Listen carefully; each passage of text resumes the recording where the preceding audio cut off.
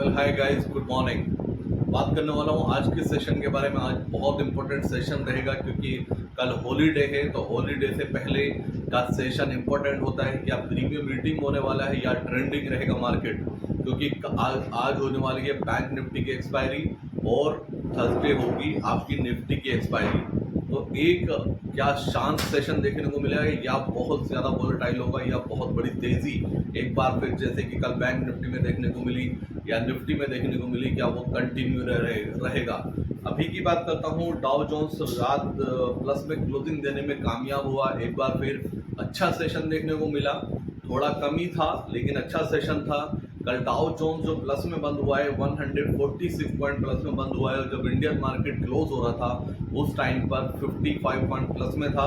S&P 500 plus में बंद हुआ है 16 पॉइंट और नेस्डेक प्लस में बंद हुआ है 55 पॉइंट्स। गाइस, जो S&P विक्स है वो माइनस में गया है 2.40 और इंडिया का जो विक्स था वो इंक्रीज हुआ था 11.99%। ये विक्स इंक्रीज क्यों हुआ, उसका रीजन सबसे बड़ा है इवेंट। इतना बड़ा इवेंट आ रहा है, विक्स कभी भी इतना नीचे नहीं रह सकता है। अगर इतना नीचे रहेगा विक्स, अगर 10 के आसपास रहेगा तो प्रीमियम बहुत डिस्काउंट में होंगे। तो मार्केट कभी भी नहीं चाहेगा कि सस्ता प्रीमियम वो एज ए बायर को दे और बायर को बड़ा प्रॉफिट हो। उससे पहले ही हमें विक्स में मोमेंटम देखने को मिलना शुरू हो गया है और मोमेंटम काफ़ी फास्ट हुआ। कल जबकि मार्केट तेजी में था, अच्छा खासा बुलिश रहा मार्केट, उसके बाद भी इंडिया विक्स 11.99% बढ़ने का रीजन सिर्फ और सिर्फ ये है कि विक्स काफ़ी नीचे है और इतना बड़ा इवेंट लाइनअप है। अगर विक्स इंक्रीज नहीं होगा तो ऑप्शंस के प्रीमियम इंक्रीज नहीं होंगे। यही रीज़न है, आपको day by day weeks increase होता हुआ नजर आएगा, चाहे मार्केट ऊपर जाए या मार्केट नीचे जाए, लेकिन विक्स इंक्रीज होगा क्योंकि प्रीमियम इंक्रीज करने हैं।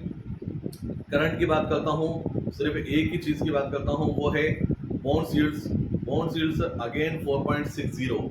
ये काफ़ी टाइम से 4 पॉइंट के ऊपर रुका हुआ है, लेकिन इस time Indian market global market को बिल्कुल नेगलेक्ट कर रहा है, इग्नोर कर रहा है। और कंपेरिजन टू फ्राइडे एफआईएस के डेटा इतना निगेटिव था कि कल मार्केट को ऊपर उठना ही नहीं चाहिए था। क्या एफआईएस के डेटा को मैनिपुलेट किया जाता है, क्या एफआईएस के डेटा को दिखाया कुछ हो जाता है, होता कुछ है। और कल फुल्ली बुलिश डेटा आया है एफआईएस का, कैश का, एफएनओ का, दोनों डेटा काफ़ी बुलिश है एफआईएस के।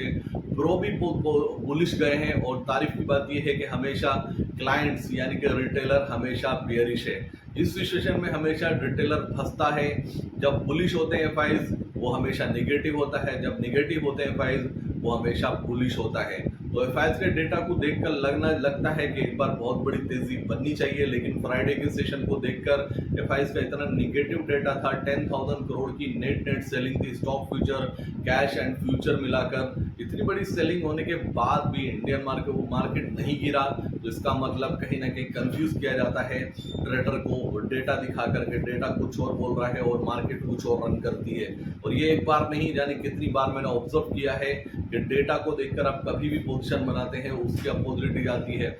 ओआई भी देखते हैं आप, ऑप्शन चेन भी देखते हैं, ऑप्शन चेन का भी डेटा मैनिपुलेट किया जाता है पूरी तरह। इंडियन मार्केट की खास बात यही है कि इंडियन मार्केट में हर कुछ सब कुछ डेटा मैनिपुलेट किया जाता है। कुछ भी ऐसा डेटा के दम पर मार्केट मोमेंटम नहीं करती कि आप बिलीव कर सको कि डेटा आया है तो इसका मार्केट पे इम्पैक्ट ये होना चाहिए, उस डायरेक्शन में पोजीशन बननी चाहिए। इसके लिए मैं कहीं ना कहीं अप्रिशिएट करूंगा अमेरिकन मार्केट को। अमेरिकन मार्केट में जो भी डेटा आता है मार्केट उसी तरह रिएक्ट करती है, उसी वे में जाती है।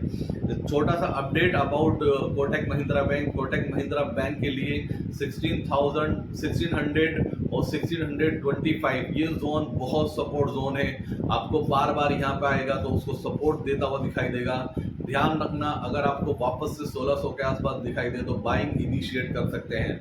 दूसरा, मार्केट के लिए मार्केट में एक ट्रेड जरूर बनेगा आज, आप रेडी रहना। अगर आपने टेलीग्राम नहीं ज्वाइन किया तो टेलीग्राम का लिंक आपको डिस्क्रिप्शन में मिल जाएगा, ज्वाइन कर लीजिए और आज ही हो सकता है आपका जैकपॉट लग जाए पहले ट्रेड में। रेडी रहना एज ए ऑप्शन बायर, आज एक ट्रेड 100% मिलेगा, उसको हमें मिस नहीं करना है। दूसरी बात गाइस, जो इन्वेस्टमेंट के अकॉर्डिंग देख रहे हैं और निफ्टी और बैंक निफ्टी हमारा बाय ऑन डिप की रणनीति है। हम बाय ऑन डिप ही रखेंगे और जो टारगेट हमारा है निफ्टी पे 23,000 का है और बैंक निफ्टी पे 53,000 का है।